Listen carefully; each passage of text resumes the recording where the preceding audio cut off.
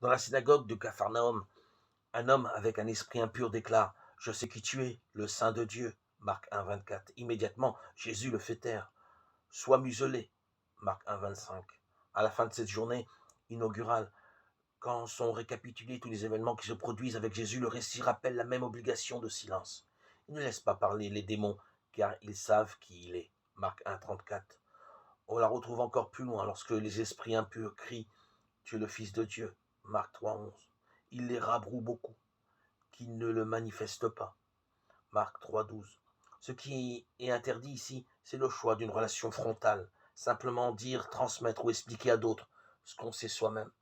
Mais ce pas en arrière n'est pas seulement demander à ceux qui veulent déclarer un savoir élaboré à partir de soi.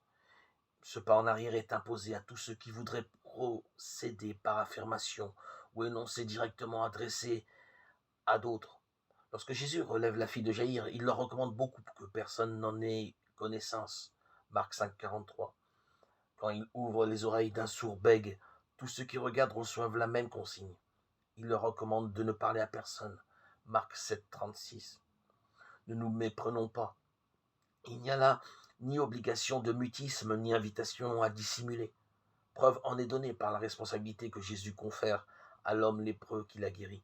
Il le jette dehors et lui dit: Vois, à personne, ne dis rien, mais va, montre-toi au prêtre, offre pour ta purification ce qu'a imposé Moïse, en témoignage pour eux. Marc 1, 44. L'homme est envoyé pour que la nouveauté qu'il porte inscrite sur le corps rende témoignage à un vouloir de Dieu dont Jésus est pour toujours la révélation. Il doit taire toute affirmation qui viendrait de lui, parce que sa responsabilité est de faire en sorte que d'autres expérimentent le vouloir dont lui-même a été construit.